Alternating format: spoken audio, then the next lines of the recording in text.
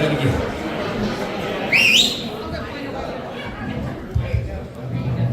Well, that worked. One moment, please.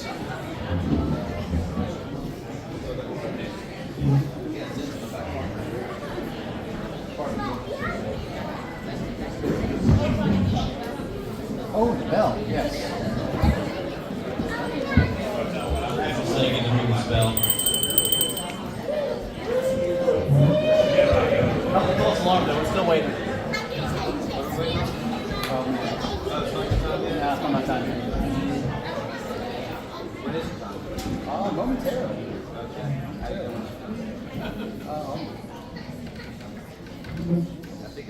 It's my time? All right.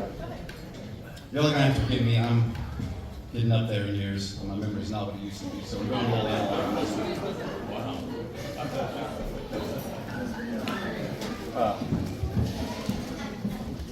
Let me tell y'all, Westin Haney, he's got some great friends. I remember a while back, I started asking around. I was trying to get advice to write this speech, and the only thing that any of them were telling me was that I had to roast him. That was it. Just make sure you roast him. So far be it from me to turn away good advice. I started taking my notes, and taking my notes and taking more notes. There were so many notes, It was such a wealth of material to work with. Oh my gosh, it was far too much for one speech. So in the interest of time, I think we're going to put the roast aside for now and go with my brother's best qualities. It's a much shorter list, so I think we'll be able to get through all of it tonight. All joking aside, when I think about Westin, the first thing that comes to mind to me is just how close he is with so many people, and I'd rather focus on that. Starting with his friends, you really would be hard-pressed to find a man who is more devoted to his friends than Westin. Frankly, I would like to believe that he picked me tonight for my cunning wit and debonair charm. But I really know that the actual reason is that Westin loved all of his friends way too much to choose any one of them to be the best man over any other. Thank you.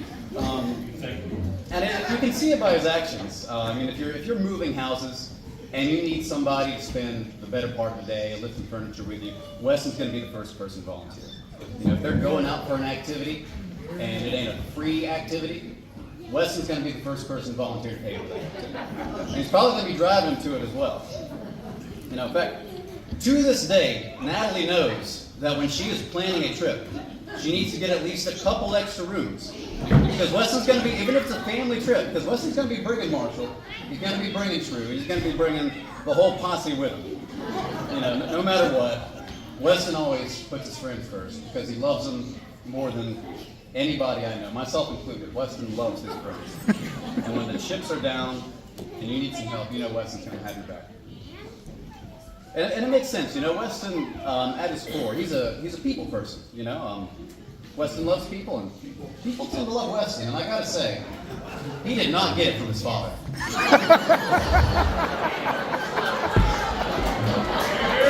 Otherwise, he'd be speaking a dialect mostly of silence and grunts. But that said, I do think they've been rubbing off on each other a little bit these past few years, Westin is slowly getting better at David's trademark skill of tuning people out on command, very useful skill to have in the service industry. But more importantly, my father, he is probably the hardest worker I know. When he inherited that dealership, that thing was in the red. And it was because of David's sweat and all the hours he put in that dealership is in the green today. And honestly, that is the same sort of drive that I'm starting to see in Westin lately. I often walk in on the 2 when I'm going over to the dealership to mooch a free meal off David, and I walk in the office and they're just talking shop, and it's great because there's a camaraderie there that I didn't see before, and it's just really great to see. I really think that pretty soon David's going to be able to pass on that torch and rest easy knowing that dealership's in some good hands. But of course, parents, they generally come in pairs. And where would any of us be without our loving mother, Natalie? More than anything, Natalie, She loves her children, mostly equally. But Westin, you can tell, is her kindred spirit. Those two, they've got a special relationship. Because that's just what happens when you know you're exactly like one another. There's nobody that Natalie's more protective of, no one she's more considerate of, or no one she empathizes more with than Westin. I tell you, back in the day, Natalie Haney was the queen of the email. If somebody wronged one of her children, she'd be firing one off. It could be 12 o'clock at night. You'd be getting that thing by the next morning. And it's because Natalie loves her kids. You know, if something happened to me or Catherine, that would get Natalie angry. But if something happens to Westin, even to this day, that's what gets her right in her heart. That's what devastates her. And it's because they've got that connection, you know, and it goes both ways. You know, Westin, generally speaking, he's a pretty easygoing fella, I'd say, most of the time. But if he learns somebody wronged his mother, that's when it gets personal. And it's because they love each other so much and because they're so similar. I mean, you should have seen this woman trying to pick out a song tonight for the dance. I think she had the Backstreet Boys on the list at one point because she was desperately trying to find a song that she didn't think she'd cry to, even though it's pointless. You know that no mother makes it through that dance with dry eyes, and certainly not a mother that loves her son as much as Natalie loves her son. Now, Natalie submitted to me many stories to tell tonight, all of which were very embarrassing, and surprisingly, a few of which actually involved the police, oddly enough. So Westin is being very grateful that I am not going to reproduce those here. Y'all can all use your imaginations. But instead, we're going to move on to talk about Westin's favorite sibling, Aunt Catherine. Now, for much of the twins' formative years, I did not exist. But I have it on good authority that these two used to be joined at the hip, so to speak. You know, in the words of my mother, Westin wouldn't go anywhere without his khaki. And even now, you know, when they're together, you can tell they still got each other's backs. One of the favorite pastimes of the Haney family is to argue, for argument's own sake, really. And when we get into it, I often find myself at something of a disadvantage because, without fail, about 9 times out of 10, no matter what we're on about, these two will still take each other's side. But it makes sense. You know, Westin and Catherine, they've always been supportive of each other's choices. I know when Catherine made the decision to move up north and everybody was giving her a hard time about it, Westin was the first person to be like, you know what, Catherine? You do what makes you happy. You live your dream. And it's not because he didn't want her to go, but it's just because he did want her to be happy. Every time any of them makes a choice, they've always got each other's back. They're always supportive of it. It's great to see. You know, I really think that at the core, Westin and Catherine, they're still twins at heart, and they're always going to be. Now, I am, of course, the youngest child, and as the youngest, I often took the responsibility of abusing this privilege whenever possible, often at Westin's own expense.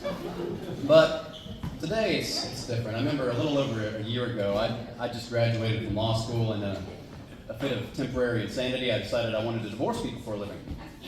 Now, you might think that is the sort of job you'd be ready to quit after a week, but you'd be surprised to hear that I was ready to quit after my first day. I was in a rough spot. I had a bad first day. And this might sound like a small thing, but I still remember it because, you know, I got in the car and I really just needed somebody to talk to, somebody who was steady, somebody who would give me the advice I needed, give me straight, you know, somebody who cared though and wouldn't miss words. And the person that I called was Westin. And if I was in that situation again, or I was broke down on the side of the road, or I need to get a snake out of the house, if there was anything, there's a story behind that one. If there's anything going on that I needed help with, I'd still call Westin, because I know that out of all of us, he's got it all together. And I know he cares, and I know you got it all together.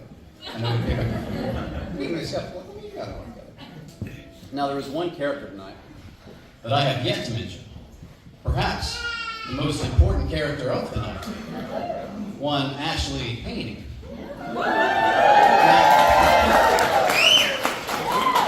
It's funny, in the 27 years of my life as a card-carrying member of the Haney clan, there has yet to be a single new member of that clan. And yet, despite that, it actually does feel pretty natural to say Ashley Haney. You know, for years, Ashley's already basically been a second sister to me, so, you know, making it official, it doesn't really feel like it's going to be changing all that much. And in all the time they've been together, Westin and Ashley, they've stood by each other through thick and thin. They've been moving cities, moving jobs. I've seen some surprisingly heated nutsy games, but despite all of that, these two have been a constant in each other's lives. You know, earlier I mentioned a list of Westin's best qualities, and I've tried to bring all those out tonight. But with all that I said, I would still maintain that it's a short list.